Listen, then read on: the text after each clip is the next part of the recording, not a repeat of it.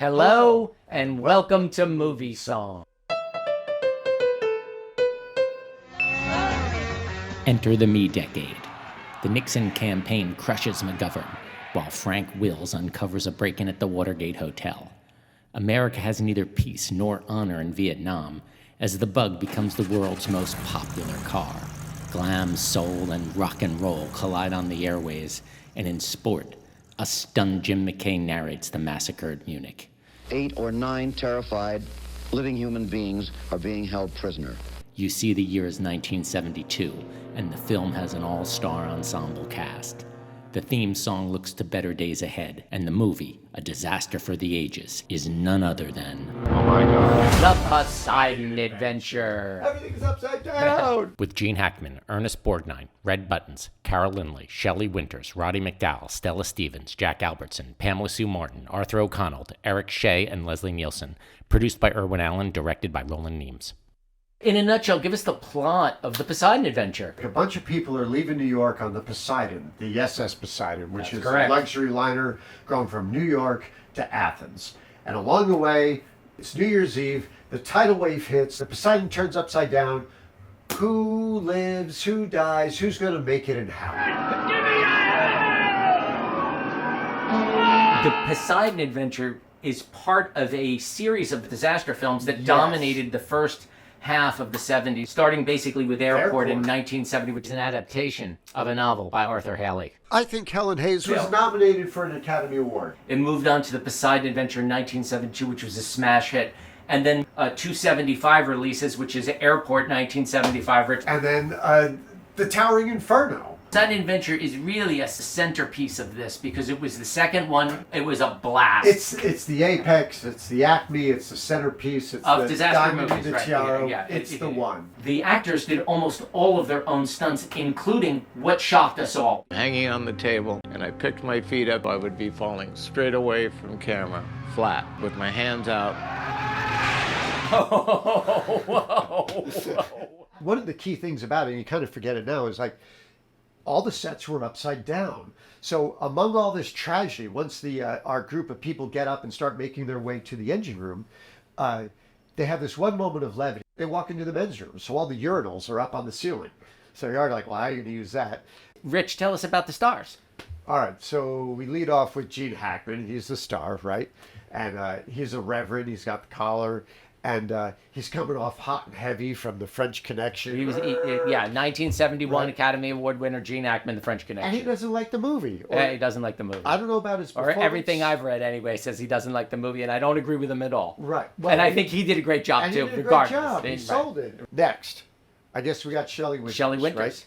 Right. Well, Shelley holds the heart of the movie. What happens is this underwater door falls on the Gene Hackman, and so Shelley's, like all of us, still thinking she's 20. She was a medal winner on the swim team. So she gives her necklace to her husband, Jack Albertson, and she dives in, and he's like, you're not 16 anymore, and she swims. And the thing about Shelley is, like, I didn't know that she was like a bombshell back in the day. But now she, like, eats a bunch so she can gain 40 She pounds. gained 40 pounds in order to take just this to role do the on. movie. Just And to do you the movie. believe her from the start. Yeah. And I remember her crawling up the Christmas tree. She's the heaviest one crawling up there. Trying to get there. And she gets pinched. I don't know if it's Gene Hackman who pinches her. It's just kind of funny, but it's like, oof, and like it helped her get going. Anyway, she's great. There's Pamela Sue Martin, who goes on to do Nancy Drew and the Hardy Boys, Sunday Night, stuff like that. And then Ernest Borgnine, who knew? I think that's when I was introduced to Ernest, but he did... Well, From Here to Eternity. From her year... What? Do. Right, as well as The Wild Bunch with Wild Sam Bunch, Peckinpah. his most famous, and then he goes on the TV. Right, he does McHale's Navy. McHale's Navy. Which was just something that if you were a kid and you were and you watched any TV, if you had a TV, you watched McHale's Navy. Come to think of it, Ernest Borgnine won an Academy Award for... Marty. I mean, so Rich, let's talk about the producer and the director here. All right. So first, Irwin Allen went at it big time. He blew it out. He just blew it out. Right, he just blew it out. He's the James Cameron of then. I guess in a sense he's the James Cameron of then. Yeah. I mean, he really blew it out. I mean, but he, as influential as Irwin Allen was within the disaster genre with both The Towering Inferno and Poseidon Adventure.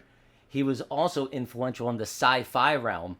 He's got in television. He did some amazing stuff. He did the Time Tunnel. Okay, when the Time Tunnel came on in 1967, I think it was 1967. I didn't see it. I was there to watch Time Tunnel.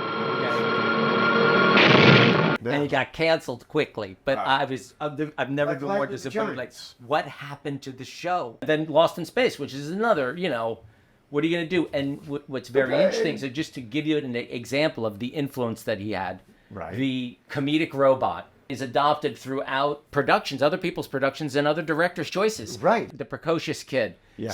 Doesn't Steven Spielberg use the precocious kid? Although he did have one eaten by a shark. Yeah. He let one go. No, we don't know if that kid was precocious. We just know he got the kid got it. The kid got it. Right. I gotta hand that to Steve. He didn't spare the kid. No, and when I brought that up in class, I was told but he wasn't a character within the movie. And so you see Irwin Allen. So that's how big a player he is. He's not just in the disaster film, but in the sci-fi realm. He's equally influential.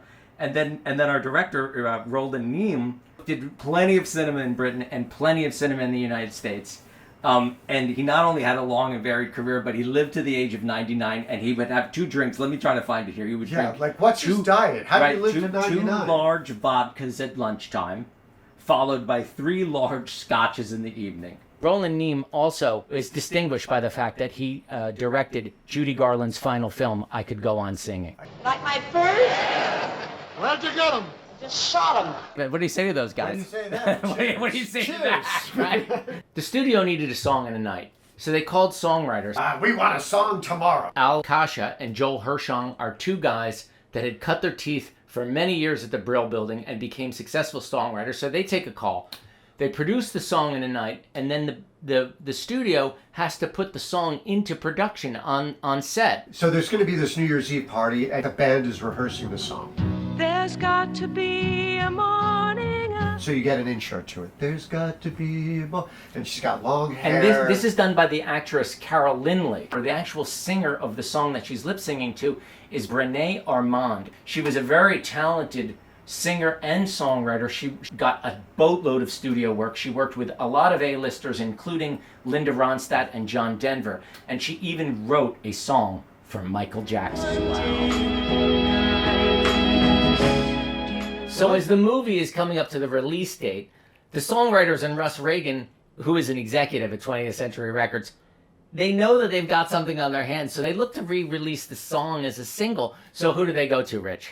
Get me Babs on the horn. Barbra Streisand. She turns it down. She's just too busy. Russ Reagan ends up getting this demo tape from a singer in Cleveland, of all places. Ohio. And sight unseen, he signs Maureen McGovern, and she records the song, and it is released as a single. The song, at first when it was released, really didn't hit the charts, but after the Academy Awards brought such renown to the film, slowly, the song started climbing the charts, and by August it was a #1 hit. Yeah, and I remember hearing it on the radio all the time. It became a cultural touch point. It sums up so much. We're like coming out of Vietnam. Watergate is upon us, but somehow we're going to make it. There's got to be a morning after. But then there's also the whole sexual aspect of the 70s, right? And it's absolutely. Like, the morning after sounds like a one-night stand. So there's this weird, which can have its own, tragedies. I mean, it's so significant that Ang Lee, he uses it in the Ice movie. Storm. He uses it in the Ice Storm.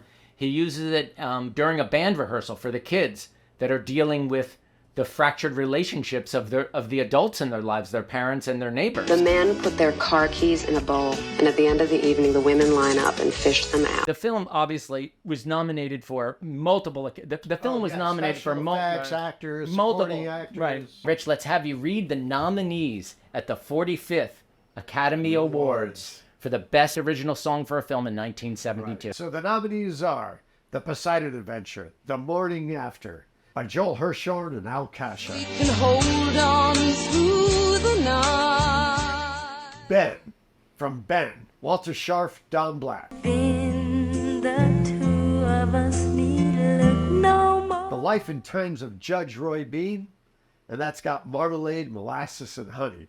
Maurice Jarre, Alan and Marilyn Burton. Marmalade, Molasses, and Honey.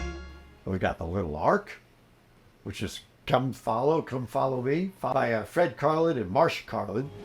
Listen to the distant drum. Stepmother, Strange Are the Ways of Love by Sammy Fain, Paul Francis Webster. Strange are the ways of love.